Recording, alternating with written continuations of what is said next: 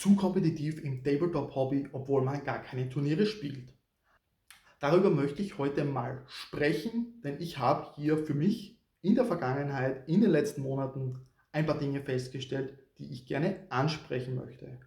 Als grundsätzliche Vorgeschichte dazu: Ich bin schon seit über 20 Jahren im Hobby und früher kommt es mir irgendwie so vor, war es ganz einfach, etwas einfacher mit der ganzen Geschichte. Man hatte seinen Kodex. Wenn wir jetzt mal von Warhammer 40k sprechen, die sind teilweise über viele Jahre gefüllt, ohne dass sich bei den Punktewerten was getan hat oder irgendetwas Ähnlichem.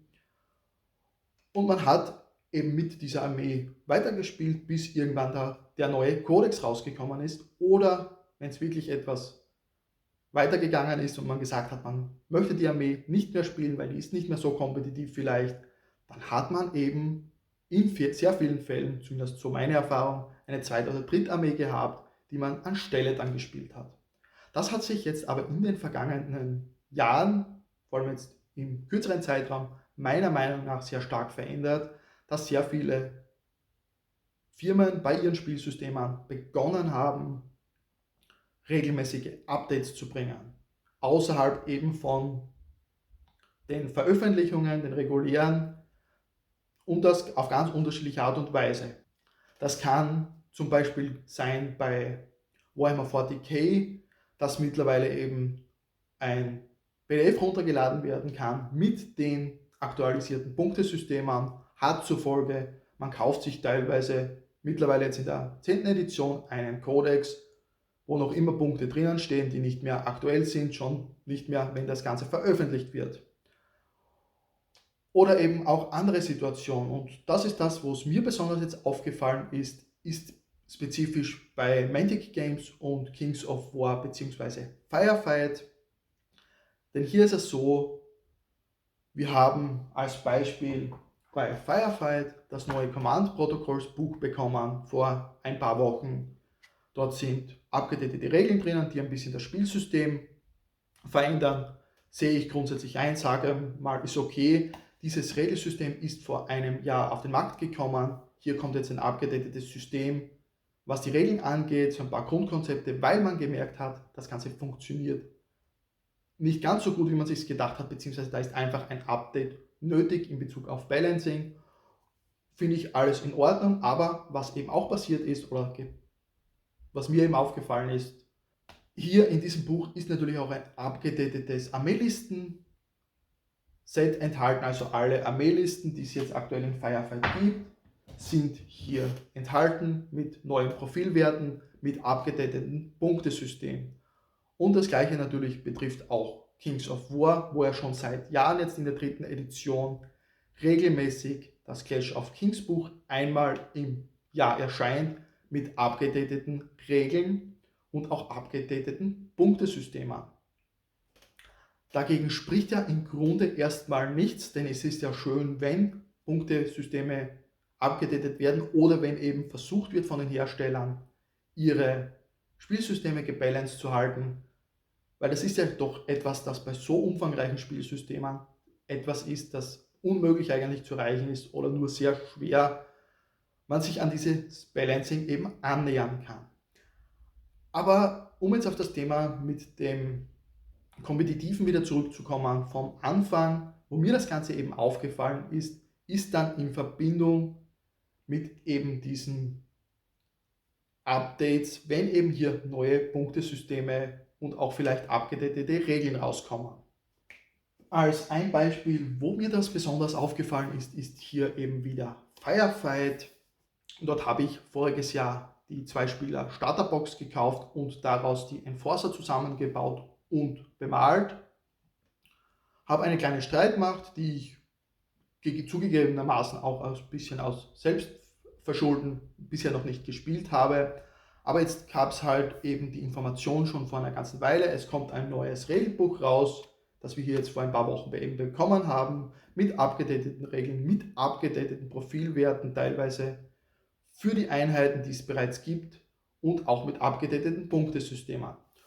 Und das per se ist noch kein großartiges Thema, aber dann war es halt so, dieses Buch ist noch nicht so lange auf dem Markt, aber bereits eine ganze Weile zuvor wurde in der Companion App das Ganze angekündigt, dass hier ein Update passiert auf die Regeln. Dann war auf einmal dieses Regelbuch hier verfügbar mit eben den neuen Profilwerten, den neuen Einheitenregeln, den neuen Punktewerten, aber das Ganze ist einfach noch nicht in der Companion App gewesen. Das hat jetzt bis, ich glaube, ungefähr vor einer Woche gedauert, dass hier die abgedateten Regeln verfügbar waren.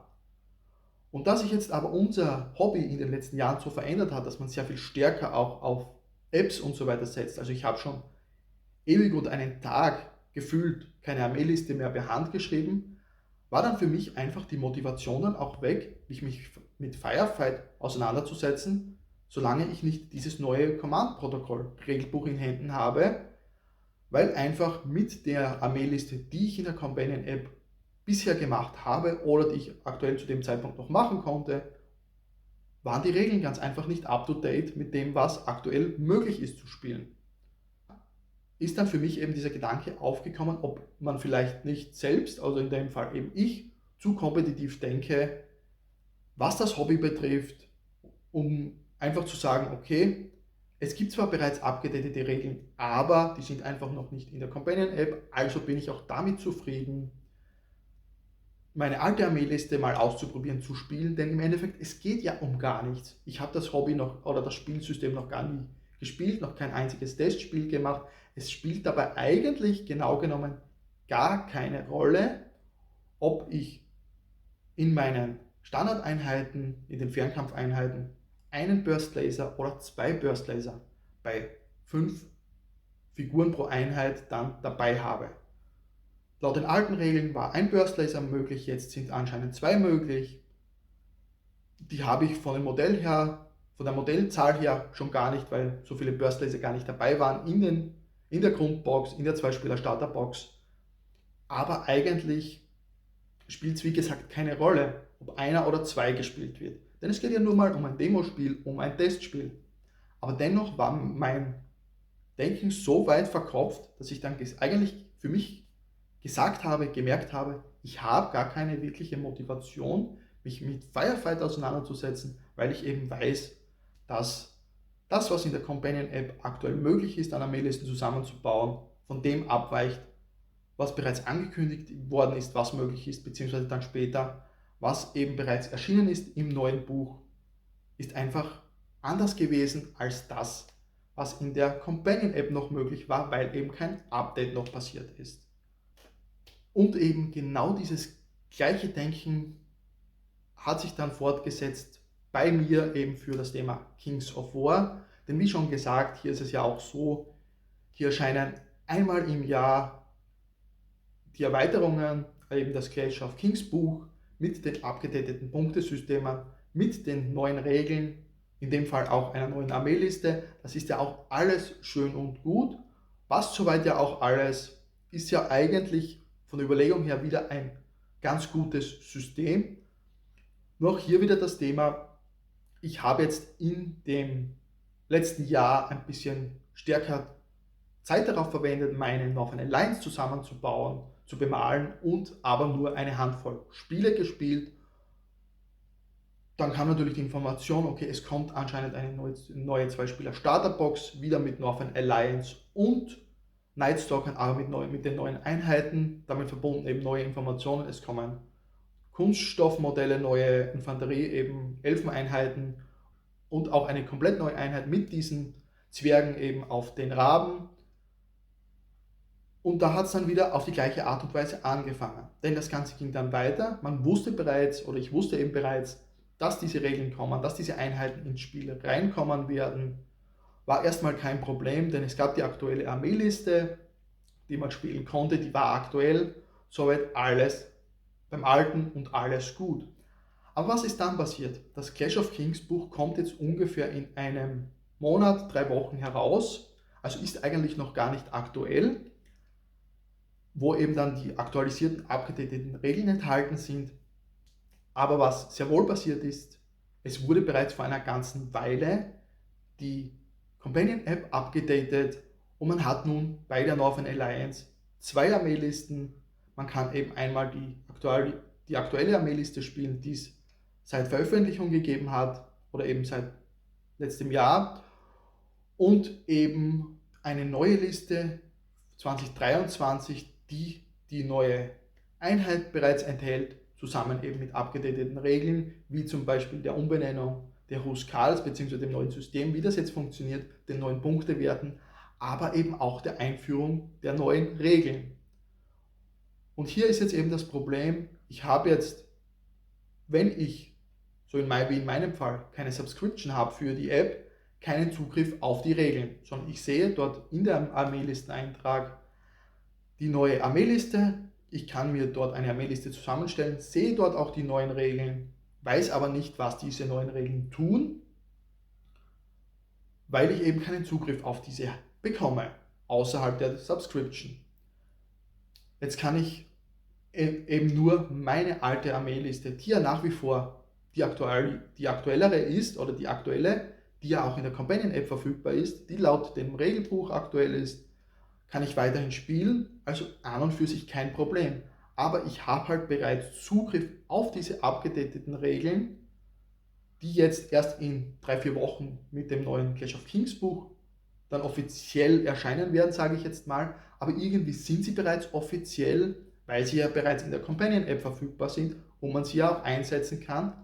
Und wenn man so ein bisschen Turniere anschaut, vor allem in England, stellt man ja auch fest, so von verschiedenen anderen YouTube-Kanälen, dass eben diese neue Armeeliste bereits gespielt wird.